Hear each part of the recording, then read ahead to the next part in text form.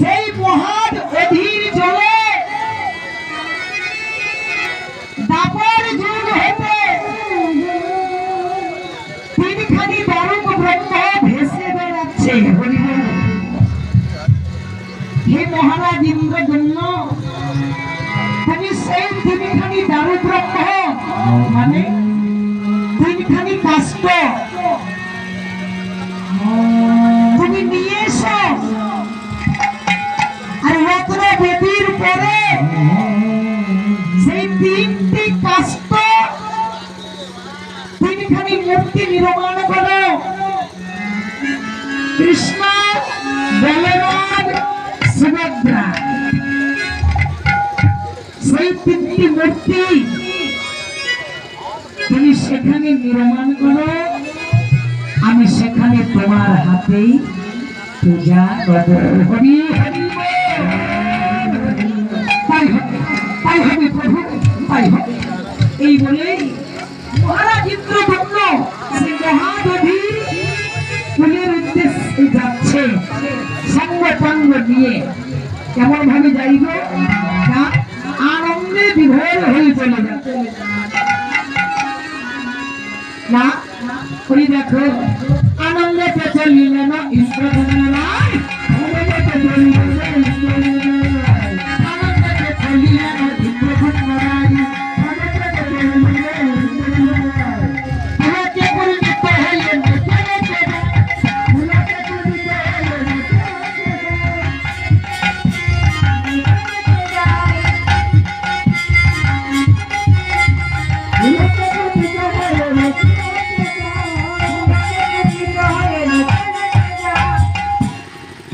পূর্ণিত হয়ে নেচে নেচে যায়। এখন বাজাইয়া মঙ্গল বাদ্য পিপি বাবা ধেমা, বাজাইয়া মঙ্গল বাদ্য পিপি বাবা ধেমা, জয় জয় চতুর্দিকে হইল ঘোষণা। ওমা একটু হাতে তালি দিয়ে আজ প্রভুকে আনতে যাচ্ছে। আমার এই রাজা ইন্দ্রদম্ন আমার প্রভুকে আনতে যাচ্ছে, এবার এনে এই পুরীতে প্রতিষ্ঠা করবে। তা সবার যেন আনন্দ হয়। পরিবার বাজাইয়ে মঙ্গল বাদ্য বিবিধ বাজনা, চারিদিক থেকে বাজনা বাজছে, মঙ্গল ধ্বনি হচ্ছে। আর গিয়ে দেখলো কি না, কোন কোন দণ্ডবতী কবে তরুণে, কোন কোন দণ্ডবতী কবে তরুণে, কোন কোন দণ্ডবতী কবে তরুণে,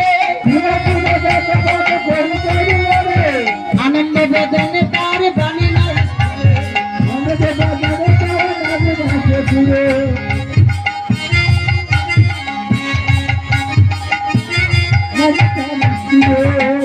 আনন্দ বেদনে তার বাণী নাহি স্ফুরে। দাঁড়া, এখন কি উঠবে না কেন? এখন যেন কেউ টাকা দিতে উঠবে না। আমি লীলাটা শেষ করি, তারপর আপনারা টাকা দিতে উঠবেন। এটাই গৌর হরি বল হরি।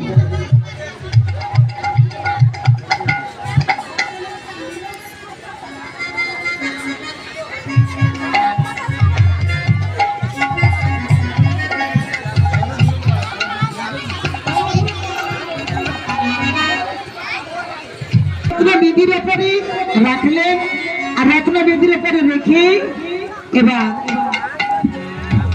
এক কারিগর ঢুকলো। কারিগর বললেন, মহারাজ আমি মূর্তি নির্মাণ করি, আমি মূর্তি নির্মাণ করতে এসেছি।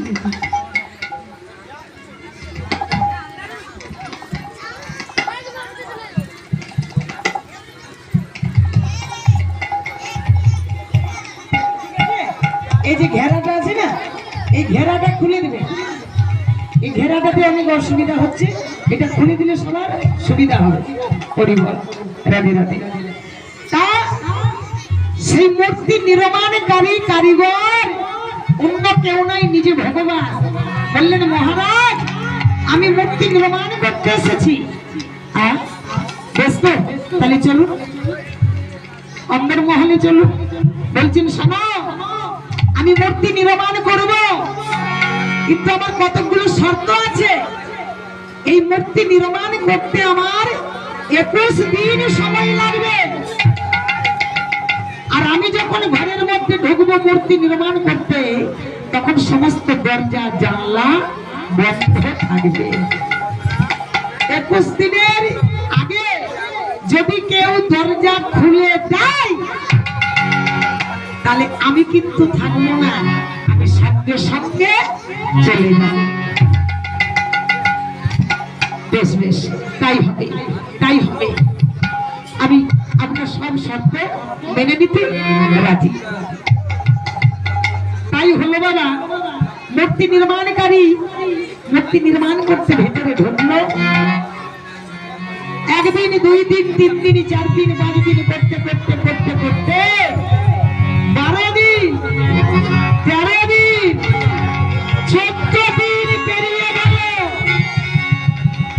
রানী গুন্ডিচা থাকতে পারল না।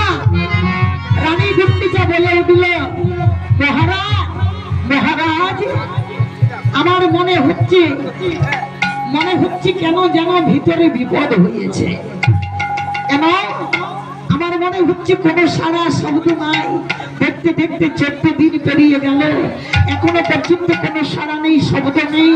মনে হয় ভিতরে কোনো বিপদ হয়েছে। সেই কারিগর মনে হয় বেঁচে নাই।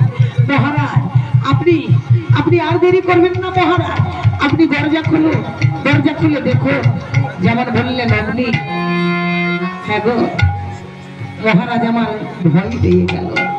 যদি কথা সত্য হয়ে যায়, ওই কারিগর যদি ভেতরে মারা যায়, তাহলে যে আমরা ব্রাহ্মণ হত্যা পাপ লাগে। ঠিক আছে গুন্ডিচা, 15 দিনে দিনে মানে কালকে দরজা খুলে দেখবো ভেতরে কি ব্যাপার। 15 দিনে দিনে যেমন না মহারাজ ইন্দ্রদুম্ন দরজা খুলেছে, তেমনি দেখছেন কারিগর নাই। যে মূর্তি নির্মাণ করছিল, মূর্তি নির্মাণকারী নাই। আর সামনে দেখে 3খানি মূর্তি যেন অসম্পূর্ণ ভাবে দাঁড়িয়ে আছে। হাতে আঙুল নাই, চোখগুলো মোটা মোটা, চোখ বড় বড়। রাধে রাধে। হ্যাঁ গো, এই ভয়ঙ্কর মূর্তি দেখে চিৎকার করে উঠলেন রাজা ইন্দ্রদুম্ন। এমন সময় ভগবান আমার বললেন, শোনো শোনো ইন্দ্রদুম্ন,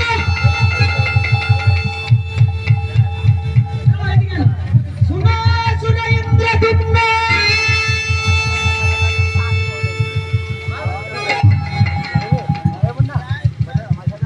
শোনো শোনো ইন্দ্রদুম্ন, শোনো মোর বাণী, শোনো শোনো ইন্দ্রদুম্ন, শোনো মোর বাণী, এই রূপে মত্ত ধামে পূজনে বলামি।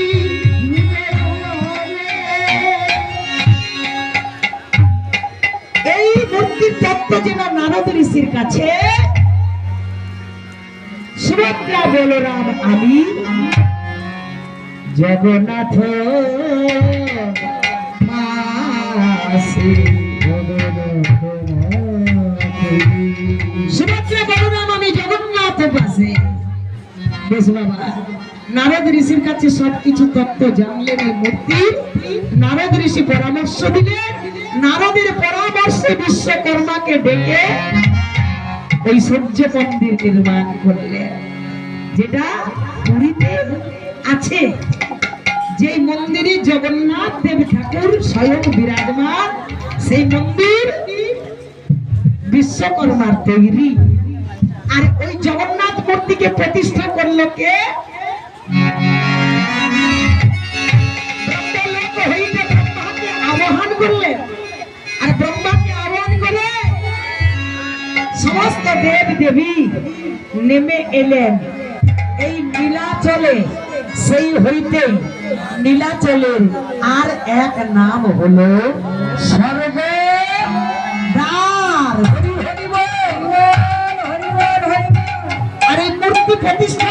কে অভিষেক অধিবাস করলেন কে স্বয়ং ব্রহ্মা।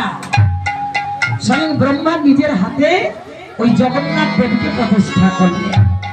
এমন ভাবে না ওই পূর্ণ করি তীর্থ বাড়ি সুবর্ণতা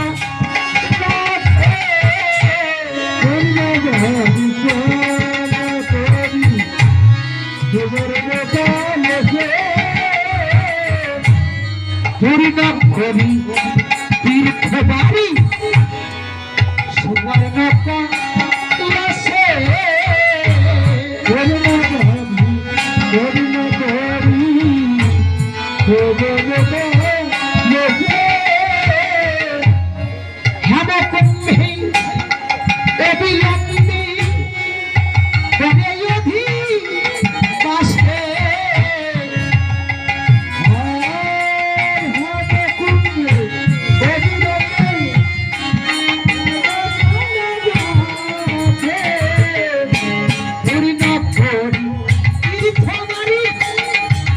সুবর্ণতা